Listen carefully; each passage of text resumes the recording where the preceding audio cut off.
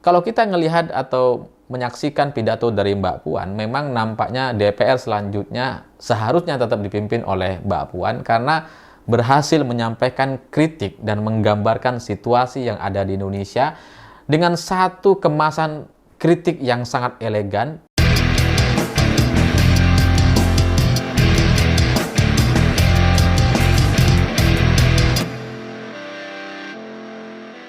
Selamat malam semuanya. Hari ini saya melihat pidato Puan Maharani sangat-sangat powerful sekali karena benar-benar menggambarkan segala permasalahan yang ada di Indonesia dan kemudian semua kritik dan masalah-masalah itu dikemas dalam satu pidato yang sangat-sangat elegan sehingga itu kemudian bisa diakui dan diterima oleh pihak lawan dan kawan. Jadi nggak heran ketika Mbak Puan berpidato ini berkali-kali mendapatkan tepuk tangan karena memang itu diakui oleh semua pihak gitu ya, baik kawan ataupun lawan di politiknya gitu. Dan untuk lebih jelasnya silahkan kalian nonton versi fullnya, tapi di sini saya sudah merangkum setidaknya ada 6 poin ini yang sangat-sangat powerful sekali yang sudah disampaikan oleh Puan Maharani. Pertama, apakah pemilu sudah bebas, jujur dan adil? Apakah pemilu sudah memilih tanpa rasa takut, kata Mbak Puan gitu ya. Etika politik yang sama juga menuntut pemilu dilaksanakan dengan memberikan kebebasan kepada rakyat untuk menjalankan kedaulatannya. Jadi dari sini, dari pernyataan Mbak Puan ini yang mendapatkan tepuk tangan dari peserta sidang tahunan ini gitu ya. Itu kan kalau kita sebelumnya membahas soal adanya pemilu yang yang buruk, yang kemudian adanya tekanan, intervensi dan sebagainya, itu kan kita juga menyebutkan siapa orang yang bertanggung jawab atas itu. Dan biasanya orang yang kita anggap bertanggung jawab itu akan mengerahkan timnya atau dia sendiri akan membantah bahwa dia nggak terlibat, dia nggak melakukan itu. Gitu ya. Biasanya, tapi dalam pidato Mbak Puan yang saya pelajari dari hari ini gitu ya, Mbak Puan sama sekali nggak menyebutkan soal namanya gitu, sehingga ketika permasalahan ini ditanyakan kepada audiens gitu ya, kita jadi sepakat bahwa kayaknya memang ada yang perlu dikoreksi dari pemilu tahun 2024 lalu. Lalu yang kedua, politik tanpa nilai, kata Mbak Puan, akan menggunakan bahasa politik untuk membuat kebohongan terdengar jujur. Bahkan hukum pun dapat kehilangan otoritas keadilan gitu ya. Ini kalau kita baca, kalau kita dengarkan gitu ya, semua orang sepakat soal ini bahwa dalam politik itu ada banyak sekali kebohongan yang kemudian segala kebohongan itu dianggap biasa-biasa saja gitu ya, dianggap wajar dalam politik, dianggap biasa, politik memang seperti itu gitu kan. Tapi sekali lagi gitu, ketika kita menyinggung soal orang yang melakukan itu, yang melakukan politik kebohongan, biasanya timnya atau orangnya menjadi tidak sepakat dan kemudian terjadilah perdebatan bahwa sebenarnya nggak ada kebohongan dan sebagainya. Tapi ketika Mbak Puan menyampaikan ini gitu ya, itu ada tepuk tangan. Artinya memang kita mengakui gitu ya, semua orang mengakui bahwa politik, bahasa politik di era-era sekarang ini itu membuat kebohongan terdengar jujur. Lalu yang ketiga, ini yang sangat luar biasa sekali. Saya nggak tahu apakah ini ide dari Mbak Puan atau dari timnya atau ini adalah kombinasi dari pemikiran Mbak Puan, tapi ini sangat luar biasa. Mbak Puan bilang bahwa seorang negarawan akan memikirkan masa depan negara yang harus lebih baik. Sedangkan politisi akan memikirkan masa depan hasil pemilu yang harus lebih baik.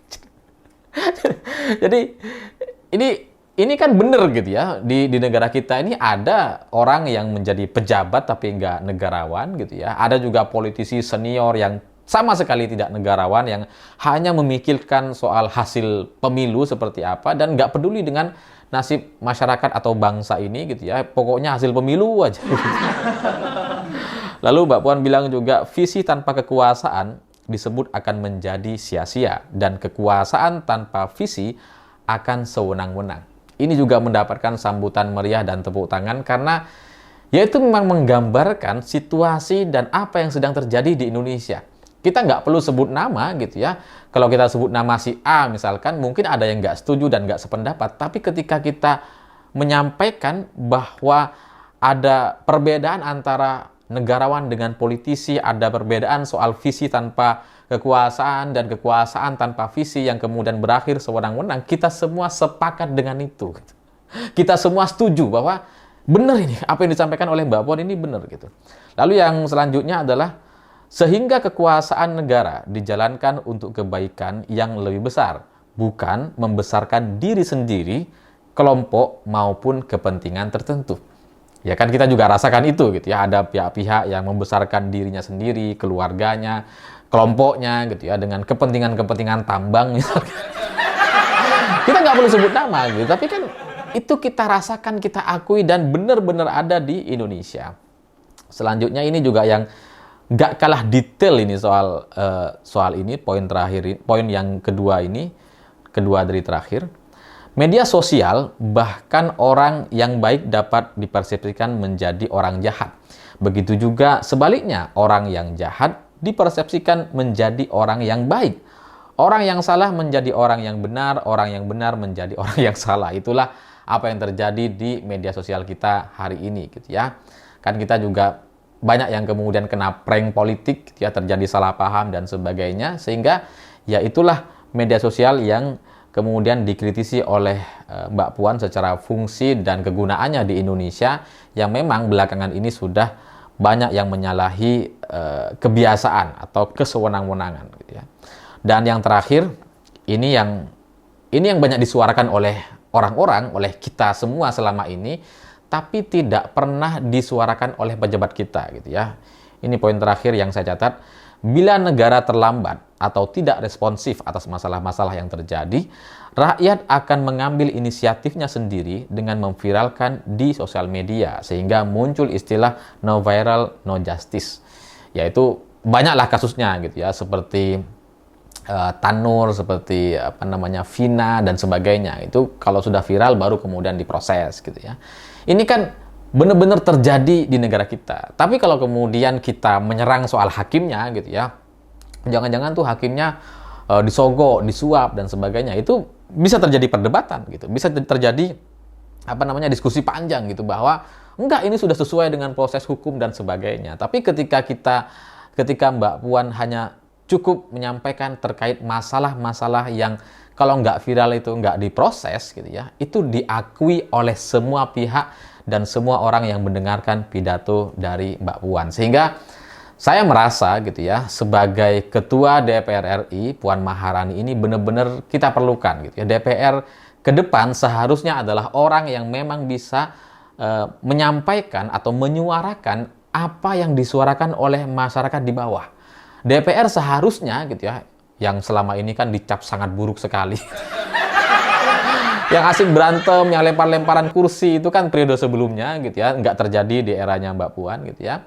Tapi kalau kita ngelihat atau menyaksikan pidato dari Mbak Puan, memang nampaknya DPR selanjutnya seharusnya tetap dipimpin oleh Mbak Puan, karena berhasil menyampaikan kritik dan menggambarkan situasi yang ada di Indonesia dengan satu kemasan kritik yang sangat elegan, diakui, disadari, dan kemudian itu yang bisa membuat orang-orang yang mendengarkan bisa memperbaiki selanjutnya gitu ya. Karena kritik yang disampaikan dan kemudian ditolak sejak awal gitu ya, itu nggak akan menyelesaikan permasalahan. Tapi apa yang disampaikan oleh Mbak Puan dengan kritiknya yang kemudian diakui, disadari, diterima oleh banyak orang, dan kemudian dengan banyak tepuk tangan para hadirin di sidang tahunan tahun ini gitu ya, itu kan membuat orang-orang yang mendengarkan gitu ya, itu berpikir ke depan, oh iya juga ya, apa yang bisa kita lakukan dan kita perbaiki ke depan. Dan DPR di era Mbak Puan ini bagi saya itu jauh-jauh lebih elegan, jauh-jauh lebih berwibawa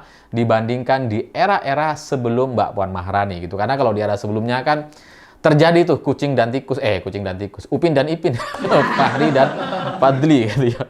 Pokoknya berantem terus di TV gitu ya. Tapi ketika muncul persoalan atau permasalahan, mereka tidak benar-benar bisa menyampaikan suara-suara yang ada di masyarakat. Sehingga kadang-kadang gitu ya, atau sering sekali DPR yang kita saksikan di era sebelumnya itu justru melawan rakyat itu sendiri. Jadi DPR berdebat dengan rakyat.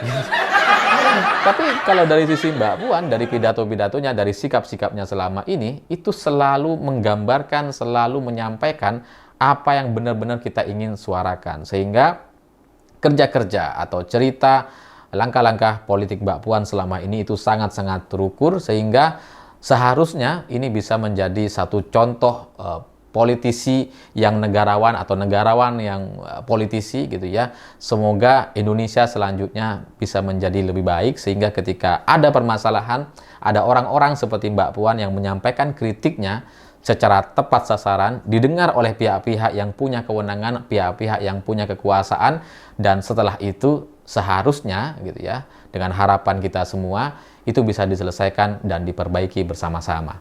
Saya pikir itu. Terima kasih sudah menonton. Begitulah kura-kura.